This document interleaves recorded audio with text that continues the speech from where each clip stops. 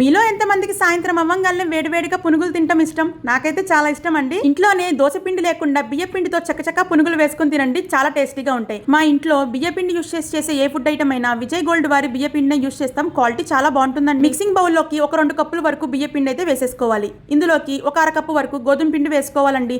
అలాగే ఒక అరకప్పు వరకు సూజీ, అదేనండి బొంబాయి రవ్వ వేసుకొని 1 టీ స్పూన్ ఉప్పు, 1 టీ స్పూన్ జీలకర్ర, ఇందులోకి 1/2 టీ స్పూన్ వంట సోడా, చిక్కటి పుల్లటి పెరుగు 1 కప్పు వేసుకొని ఒకసారి అయితే కలిపేసుకోండి. వాటర్ వెంటనే పోయకుండా లైట్ గా వేసుకుంటూ పిండిని మరీ టైట్ గా కాకుండా ఈ విధంగా కొంచెం జారుడుగా కలుపుకొని ఒక అరగంట వరకు నానపెట్టేసుకోండి. పిండి నానే లోపల వెజిటేబుల్స్ కట్ చేసేసుకోండి. అలాగే కడాయి పెట్టేసుకొని ఇందులోకి డీప్ ఫ్రైకి సరిపడా ఆయిల్ వేసుకోండి. ఆయిల్ కాగే లోపల పిండిలోకి కట్ చేసి పెట్టుకున్న ఉల్లిపాయలు, కరివేపాకు, పచ్చిమిరపకాయలు, కొత్తిమీర వేసేసుకొని బాగా కలిపేసుకోండి.